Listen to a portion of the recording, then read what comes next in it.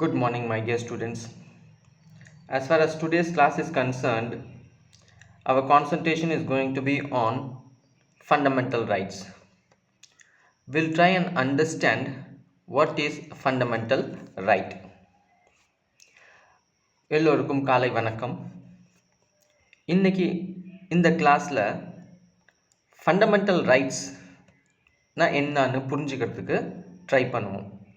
Fundamental rights அப்படின்னாக்கா இந்தியாவோட கான்ஸ்டிடியூஷனில் ஒரு இந்திய பிரஜைக்கும் சில உரிமைகள் கொடுக்கப்பட்டிருக்கின்றன.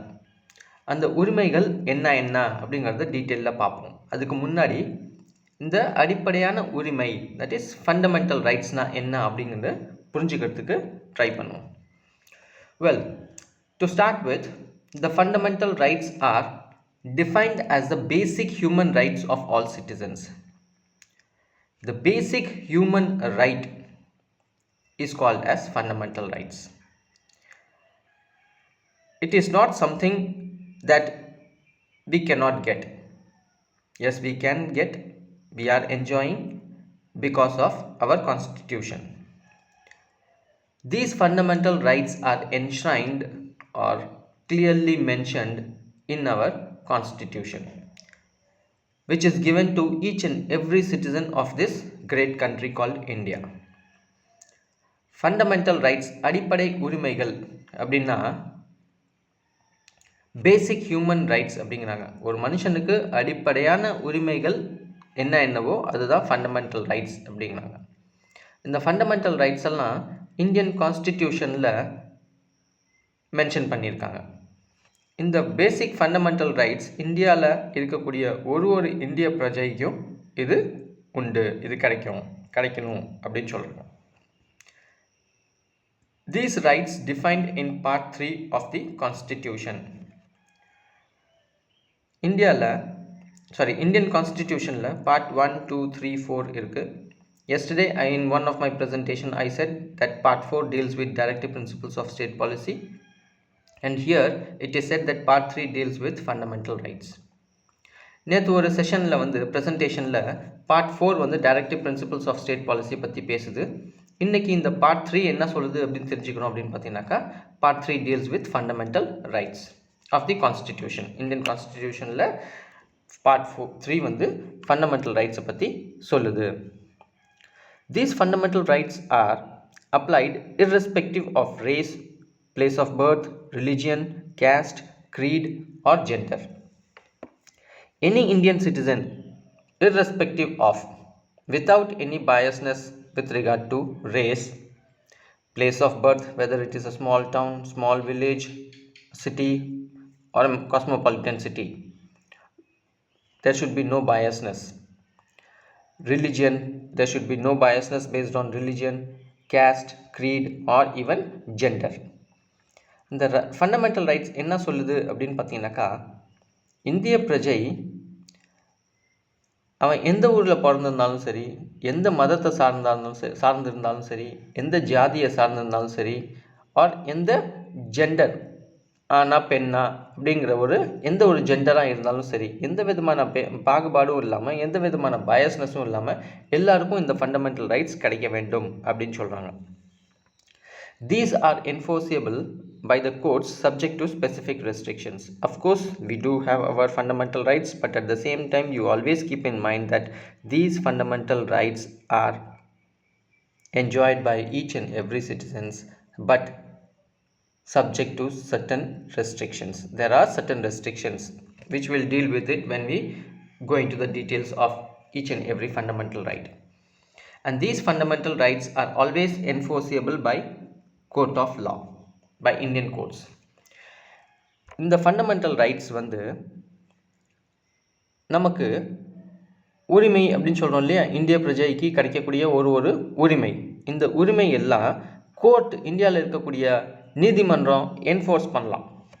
இந்தியாவில் இருக்கக்கூடிய நீதிமன்றம் என்ஃபோர்ஸ் பண்ணலாம் அப்படின்னு சொல்கிறாங்க.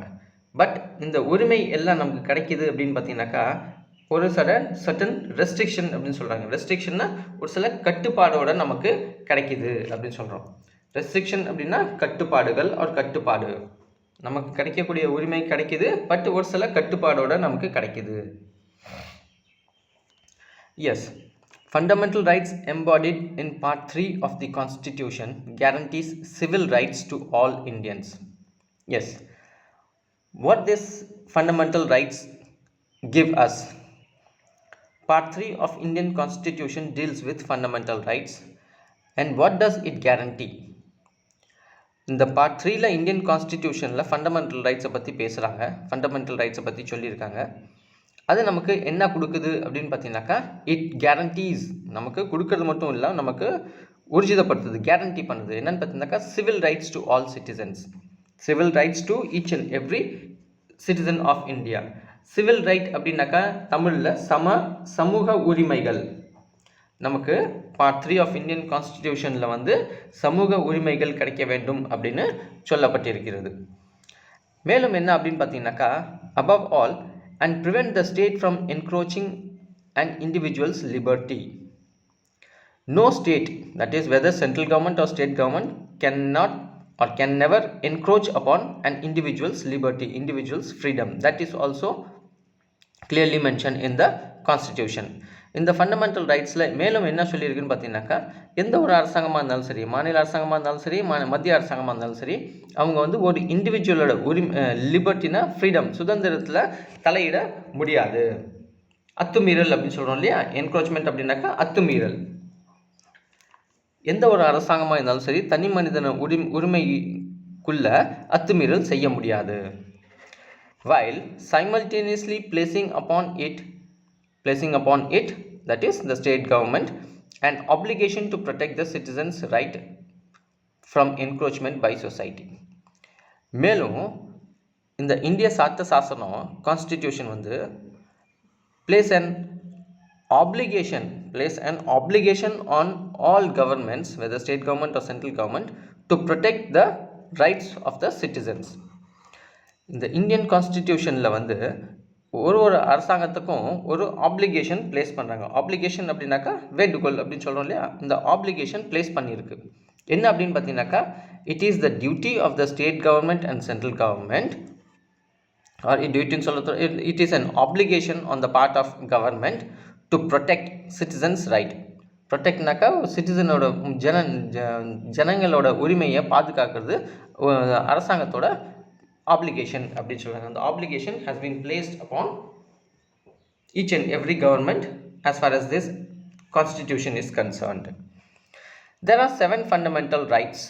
Initially, when this constitution was framed, there were 7 fundamental rights. இந்த constitution உருவாக்கக்குள்ள வந்து 7 முக்கியமான fundamental rights இருந்தது. What are they? Right to equality, right to freedom, right against exploitation, right to freedom of religion, cultural and educational rights, right to property, and right to constitutional remedies. These were the 7 fundamental rights, but later on you always keep in mind that a right to property was removed from part 3 of the constitution. How அப்படினு பாத்தீங்கன்னாக்கா, through 44th or by the 44th amendment in 1978. இந்திய சட்ட சாசனத்தில் வந்து 7 முக்கியமான rights இருக்குது, அதை சொன்னேன். அதில் முக்கியமாக இந்த ரைட் டு ப்ராப்பர்ட்டி, சொத்து உரிமை அப்படின்னு சொல்கிறோம் இல்லையா, ரைட் டு ப்ராப்பர்ட்டி அப்படிங்கிறத பார்ட் 3 ஆஃப் இந்தியன் கான்ஸ்டிடியூஷன்லேருந்து எடுத்துட்டாங்க, வாஸ் கம்ப்ளீட்லி ரிமூவ்ட். எப்படி எடுத்தாங்கன்னு பார்த்தீங்கன்னாக்கா, amendment, that is 44th amendment.